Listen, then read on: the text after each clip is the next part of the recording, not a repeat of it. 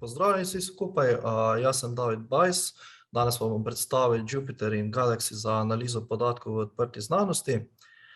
Preden začnem s predstavitvijo Jupytera in Galaxyja, pa gremo najprej pogledati, kaj je problem, ki ga ta dva vmesnika poskušata rešiti. Srečujemo se s krizo ponovljivosti oziroma s težavami ponovljivosti raziskav znanstvenikov. Podatki anket kažejo na to, da se raziskovalna skupnost strinja s tem, da obstaja kriza ponovljivosti. Vidimo, da skupaj 90% vprašanih meni, da kriza obstaja. 52% meni, da je kriza resna, medtem ko 38% meni, da kriza obstaja, a da ni tako hudo. Na desni strani lahko vidimo odgovore na vprašanje, ali ste bili kdaj neuspešni pri reprodukciji rezultatov eksperimentov. Vprašani so bili na območju znanosti, kot vidimo na levi strani grafa. Vprašanje pa je bilo postavljeno v smislu ponovitve eksperimenta drugih in v smislu ponovitve lastnih eksperimentov.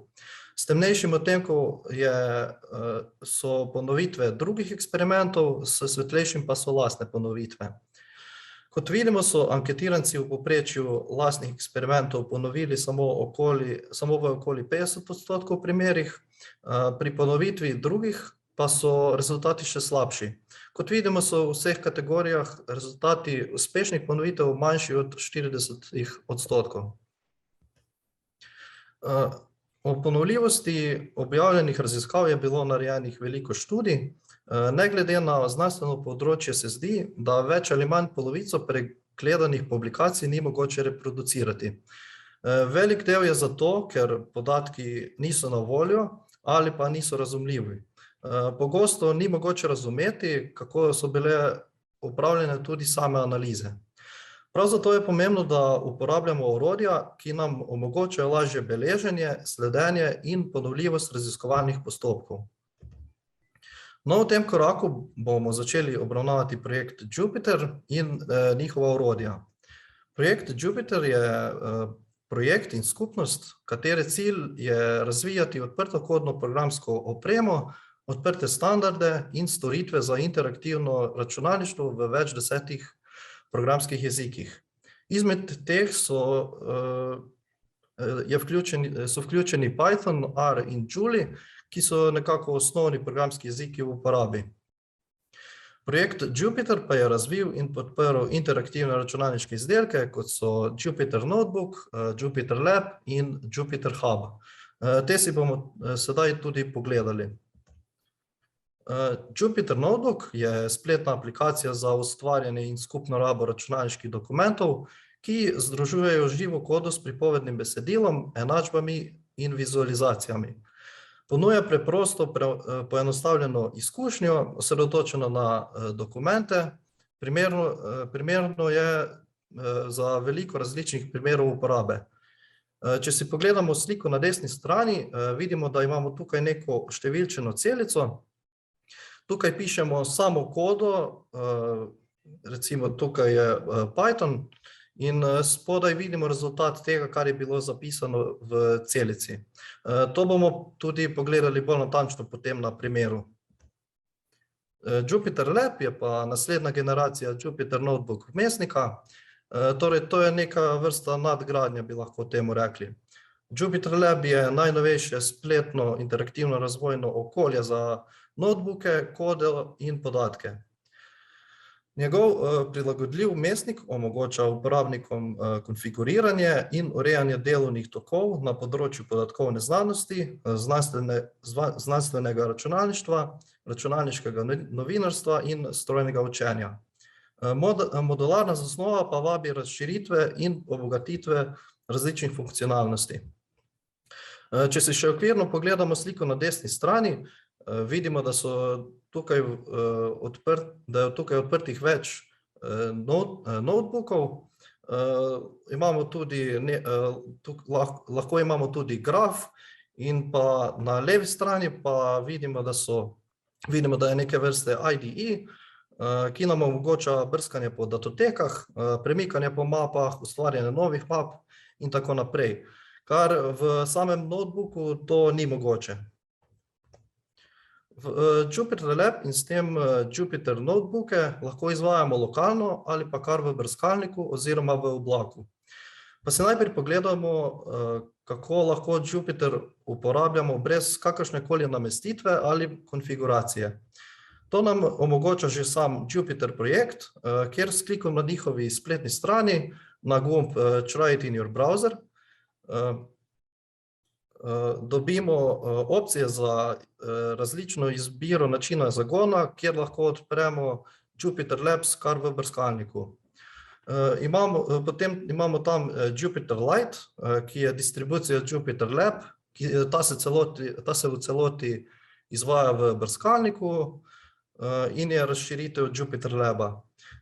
Recimo beležnice Colab pa so prav tako zvezki Jupyter, ki pa gosti Google Colab. Pa če sedaj samo na hitro pogledamo v brskalniku, kako to izgleda, se pravi, tukaj vpišemo Jupyter Notebook, kliknemo na stran, kjer je v URL jupyter.org.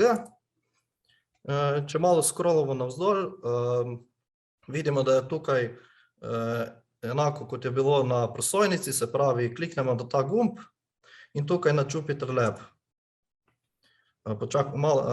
Malce treba počakati, da se stvar naloži. In vidimo, da se je tukaj sedaj ustvaril nek projekt. Se pravi, imamo že neko začetno stran, ki nam lažje pomaga, da začnemo z uporabo notebooka. Tukaj lahko vidimo, da so različni gumbi, se pravi, lahko tukaj, če kliknemo, lahko ustvarimo novo beležnico oziroma notebook, potem lahko ustvarimo nove mape. Tukaj pa lahko tudi naložimo datoteke iz računalnika, se pravi, če kliknem na Upload Files, vidimo, da, tukaj potem lahko izberemo datoteko, nad katero bomo potem nad katero bomo obdelali podatke in jih potem tudi prikazali z različnimi grafi in tako naprej. Vidimo, da se takoj naloži in to datoteko lahko potem in s tem lahko takoj začnemo delati nad to datoteko. Pa če se vrnem nazaj na predstavitev, omenil sem, da se Jupyter Lab lahko predvaja tudi lokalno. To omogoča boljši performance v primeru, da je naš računalnik zmogljivejši, vendar je zato potrebno vzpostaviti okolje za Python in sproti namestiti potrebne knjižnice. Prva opcija za to je inštalacija iz uradne strani Jupyter projekta. Potem imamo opcijo, da preko terminala zaženemo pip install Jupyter Lab, lahko pa uporabimo tudi Condo, Mambo, pip-env ali pa Docker. No, najlažja opcija pa je, da uporabimo Anaconda distribucijo. To je distribucija podatkovne znanosti Python in R, ki ima več kot 7500 odprtokodnih paketov, ki vključuje upravljalnik paketov in okolja. Anaconda je neodvisna od platforme, zato jo lahko uporabljate ne glede na to, ali uporabljate Windows, macOS ali pa Linux. Kot sem že omenil, je Anaconda brezplačna za uporabo ter je enostavna za namestitev in ponuja tudi brezplačno podporo skupnosti. Ob namestitvi Anaconde se nam avtomatsko prav tako namesti Python in druge koristne knjižnice. No, pa zdaj pogledajmo še, kako Jupyter Lab zgleda. Jaz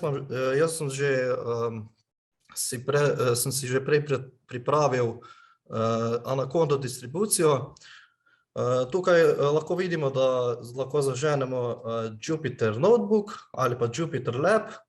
Jaz bi samo tukaj dal opombo, da če hočete zagnati Jupyter Lab, je potrebno Anacondo zagnati kot administrator. Zato, ker se potem lahko pride do, potem drugače pride do neke napake v izvajanju. No, kot vidimo, se nam je tukaj zdaj ustvarila lokalna instanca Jupyter Laba in tukaj lahko spet kliknemo, da bomo ustvarili nov notebook. Pa gremo začeti kar s primerom in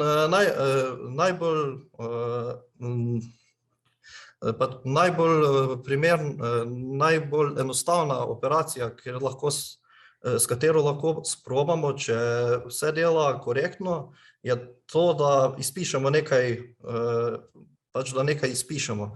Se pravi, pa bomo izpisali s funkcijo print pozdravljen svet in sedaj to kodo lahko zaženemo s klikom na gumb predvajaj in vidimo, da se tukaj pač vse dela in se je tukaj izpisalo pozdravljen svet. Prav tako lahko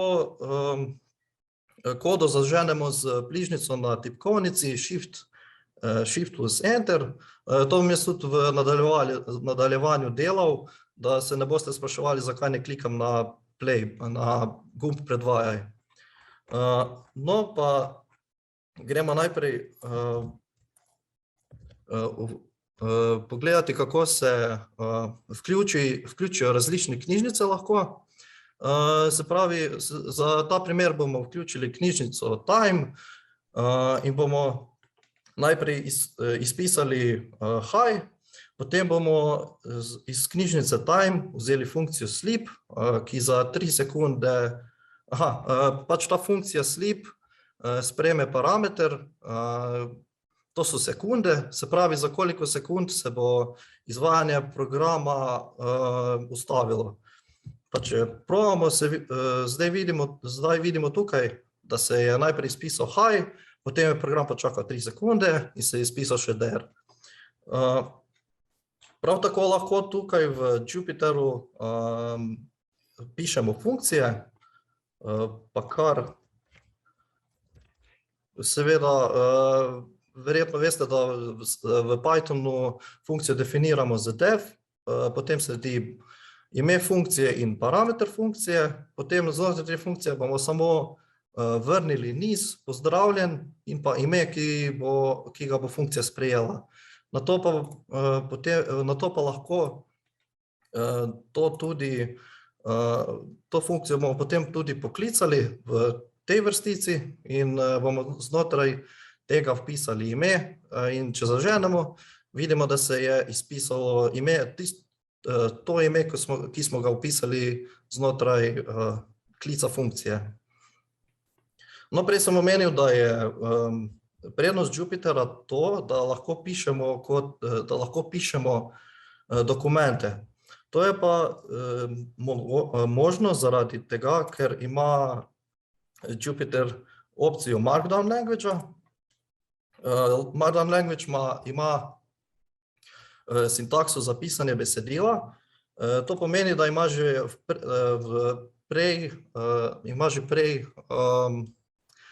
vnaprej definirane določene znake, ki nekaj potem naredijo. Se pravi, če damo najprej lojtro, bomo izpisali naslov. Vidimo, da se je izpisal naslov. Ta pisava je različna od te, ko smo tukaj izpisovali iz funkcij. Potem imamo opcijo podnaslovov. Podnaslovi grejo na 6 nivojev, se pravi, če imamo 6 lojtric, pomeni, da je to 6. nivo naslova in zato bo tudi 6. nivo naslova pomeni, da je najmanjša velikost, da je nastavljena najmanjša velikost pisave. Se pravi, če pogledamo, zdaj za ta primer bomo dali 3 lojtre, bomo dali, to je podnaslov. Če kliknemo Shift Enter, vidimo, da se je podnaslov izpisal z manjšo pisavo kot pa naslov. Potem imamo tudi v Markdownu opcije za krepko in pa poševno besedilo. Se pravi, krepko besedilo zapišemo tako, da pred besedo zapišemo 2 zvezdici in za zadnjim znakom pač to zapremo tako, da še na drugo, pač še tukaj zapišemo 2 zvezdici. Lahko pa zapišemo tudi s podčrtaji, se pravi 2 podčrtaja na začetku in na koncu. Pa če zaženemo, vidimo, da se je v obeh primerih tukaj izpisalo krepko besedilo. Za poševno besedilo je pa zelo podobno kot pri krepkem besedilu, ampak je razlika le ta, da uporabimo samo eno zvezdico ali pa samo en podčrtaj. In pa, da še omenim, te zvezdice niso omejene samo na eno besedo, ampak lahko krepko ali poševno zapišemo tudi besedno zvezo ali pa celotno poved. To samo storimo tako, da pred prvo besedo zapišemo 2 zvezdici in na konec, kjer hočemo zaključiti krepko besedilo, zapišemo še tukaj 2 zvezdici. Se pravi, vidimo, da se sedaj celotna besedna zveza zapisala krepko.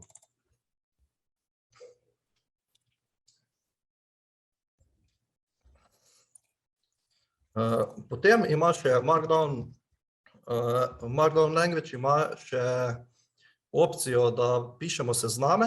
To zapišemo tako, da samo damo, ampak to moramo zapisati to zapišemo na začetek, se pravi, damo zvezdico in presledek, ter tukaj napišemo, to je seznam.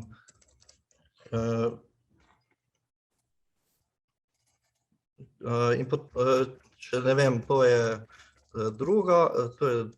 druga pika. In vidimo, da se je ustvaril neoštevilčen seznam. Če pa hočemo ustvariti to je neoštevilčen seznam, če pa hočemo ustvariti oštevilčen seznam, je pa tudi zelo preprosto. To storimo tako, da kliknemo da vpišemo samo številko in zraven dodamo piko. Se pravi, to je pa oštevilčen seznam. In vidimo, da se je tukaj zdaj to premaknilo na isti način kot neoštevilčen seznam, vendar je razlika le ta, da je ta oštevilčen. David, se opravičujem, če bi šlo, da bi malo povečali zaslon. Je zelo da majhno zdaj. Je bolje? Je bolje, ja. Mogoče še malo, ampak pač tako, da boste lahko normalno predavali. Hvala. Ok, ni zakaj. No, sedaj pa lahko tudi znotraj tega Markdown Language-a lahko dodamo tudi hiperpovezave. Se pravi, to storimo tako, da zapišemo najprej v oglato oklepaj zapišemo besedilo, ki hočemo, da ga ta hiperpovezava ima. Takoj za oglatim zaklepajem je pa v navadnih oklepajih povezava do tega. S tem, da hiperpovezave niso vezane na začetek vrstice, ampak lahko je tukaj besedilo. Znotraj tega pa bomo sedaj napisali recimo Google, pa vidimo, da se je tukaj ustvarila ta hiperpovezava. Če kliknemo, vidimo, da nas bo preusmeril na to stran, ki smo jo zapisali v URL naslovu. Ok. Prav tako lahko dodajamo tudi, v ta dokument lahko dodajamo tudi slike. To pa storimo tako, da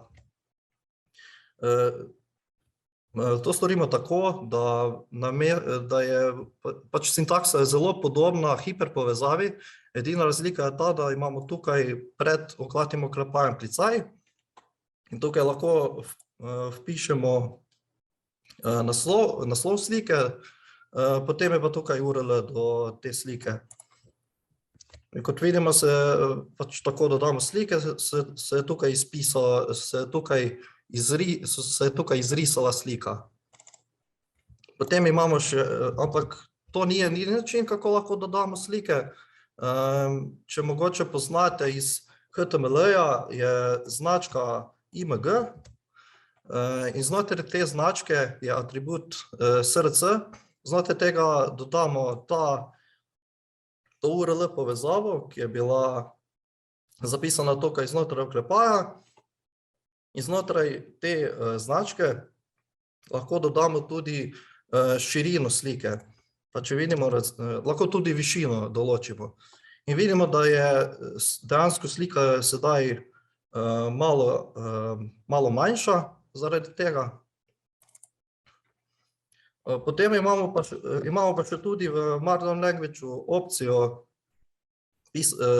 komentiranja kode. To storimo tako, da dodamo pošiljnice za nazaj, to je na Ctrl-Alt-7. Edino nujno je, da potem to tudi še zapremo, se pravi, znotraj tega mora biti zapisana koda. Pa če napišemo, pa če kar kopiramo to kodo, ko smo jo tukaj zapisali, pa zaženemo, vidimo, da je ta funkcija, ima to drugače, je malo drugače zapisano kot pa preostali tekst. No, se mi zdi, da sem dovolj pokril Markdown, pa gremo zdaj pogledat, kako bi lahko urejali podatke sedaj z Jupyter Labom. Še preden pa to storim, pa poglejmo, če še zmeraj ta funkcija, ki smo jo tu definirali, če še zmeraj jo lahko pokličemo, čeprav smo tukaj dodali Markdown. Se pravi, samo damo pozdravi, damo recimo Jakob in vidimo, da še zmeraj ta funkcija tukaj izpiše to na tak način, kot je bila tukaj predefinirana. No, zdaj gremo pa na uvoz podatkov. Kot vidimo, imamo tukaj v tej mapi samo datoteke, ki so bile narejene znotraj Jupyter Notebook datoteke so trenutno tukaj. Mi rabimo sedaj uvoziti še CSV datoteko, v kateri so neki podatki. S tem kliknemo ta gumb, pa bomo uvozili ta iris.csv. In preden mi začnemo obdelovati to datoteko, moramo vključiti knjižnico Pandas, s to knjižnico ta knjižnica je bila napisana zato, da lahko zelo preprosto preberemo CSV datoteko, da potem lahko lažje pišemo neke funkcije, pa preurejamo podatke. In da mi to knjižnico lahko uporabljamo lažje, ji določimo spremenljivko PD. Sedaj, kot vidimo, se ni še nič spremenilo, to je zato, ker moramo še našo CSV datoteko prej prebrati.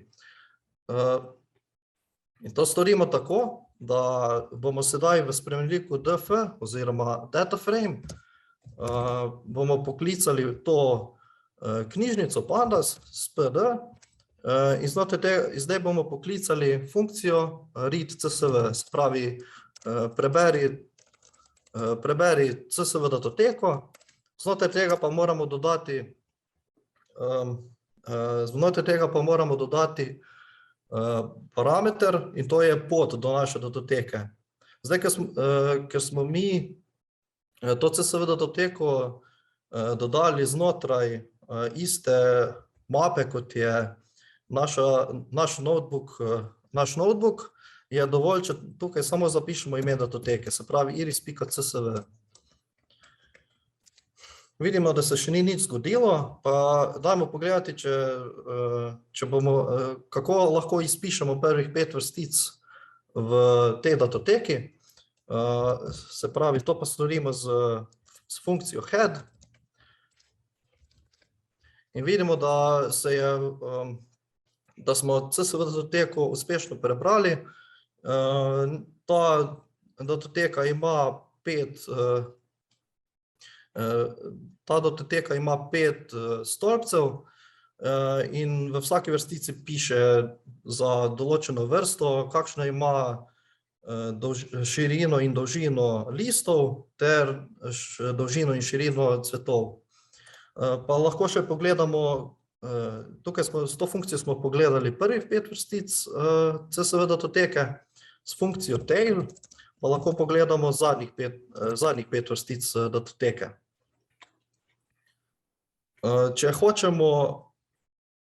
hočemo vedeti, koliko je celotno število vrstic v datoteki, to storimo z funkcijo len. Znotraj tega dodamo notri spremenljivko df, ki smo jo prej definirali. Vidimo, da je teh vrstic 150, kar drži, saj smo začeli z vrstico nič. To morate edino res paziti pri programskih jezikih, kako se začenjajo podatki. Ponavadi se začnejo z nič, lahko se začnejo z 1. Čeprav je tukaj logično, da bomo dobili 150 vrstic, pa je lahko znotraj datoteke kakšna vrstica izbrisana ali pa kaj, in zato je bolje, da izpišemo še tako dolžino oziroma število vrstic. No, sedaj, če hočemo spremeniti imena stolpcev, ker vidimo, da so malce nerazumljiva, pa jih bomo spremenili v slovenščino. To storimo tako, da kličemo funkcijo columns nad dataframeom in tukaj ustvarimo eno polje. Polje je z temi oglatimi oklepaji definirano in sedaj, kot vidimo, je vsak niz zapisan z narekovaji in pa ločen z vejicami. V glavnem, se pravi, za ta list širina bo zamenjal sepal.width. Edino, na kar morate biti tu pozorni, je to, da je število elementov znotraj tega polja enako številu stolpcev v naših podatkih. Pa da vidimo, če se je to res spremenilo, lahko zopet kličemo funkcijo head in vidimo, da se je res pač spremenilo. In če bi radi vedeli, kakšno je ime vseh vrst znotraj teh podatkov, lahko kličemo funkcijo, lahko vpišemo notri vrsta, se pravi ime stolpca vrsta, in kličemo funkcijo unique, se pravi, ta funkcija poišče vse unikatne zapise znotraj tega stolpca. Vidimo, da imamo 3 zapise, to so setosa, verzicolor in virginica. In če hočemo mi sedaj iz teh 150 vrstic grupirati recimo verzicolor, to storimo tako, da najprej določimo neke podatke, bomo določili eno spremenljivko z imenom SOMData in bomo sedaj klicali df.vrsta, se pravi, bomo vzeli spet ta stolpec, nad tem bomo vzeli niz in bomo pogledali, če je znotraj tega niza, če znotraj tega stolpca niz verzicolor.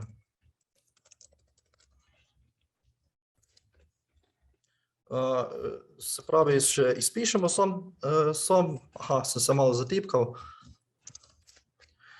Se pravi, tukaj vidimo, da so vrednosti false. To je zato, ker prvih 5 vrednosti je vrsta setosa, zadnjih 5 vrednosti pa virginika. In če hočemo mi pridobiti vse vrednosti, ki so true, to zapišemo bomo shranili najprej v spremenljivko verzi_color. Bomo shranili tako, da bomo nad dataframeom klicali funkcijo log, ki bi lahko rekli, da locira vse vrednosti, ki so znotraj te spremenljivke nastavljene na true. Se pravi, znotraj sam date, ki sem se zdaj zatipkal. In če mi to še izpišemo sedaj, vidimo, da smo dobili vse zapise oziroma vse vrstice, v kateri je vrsta rastline verzi_color. Tukaj sem sedaj pač pokazal neke zelo osnovne stvari, kako lahko pišemo kodo znotraj Jupyter Notebooka, potem kako je ta Markdown zapisan. Imam pa še na GitHubu je en Jupyter Notebook deljen, ki ima recimo zapisane, kako se s HDR-jem pretvori, mislim, kako se iz neke slike lahko pretvori s HDR-jem neka slika. Kot vidite, veliko nekih funkcij napisanih, potem lahko prikažemo slike, ki se pač tvorijo in tako naprej. No, pa če se vrnem nazaj na prosojnice, imamo tu še Jupyter Hub, ki sem ga prej na začetku omenil. Jupyter Hub pa je večuporabniško vozlišče za interaktivne računalniške seje, narejeno za ekipe in organizacije s priklopnim preverjanjem pristnosti in razširljivostjo. Predvsem je dobro za podjetja, učilnice in raziskovalne laboratorije.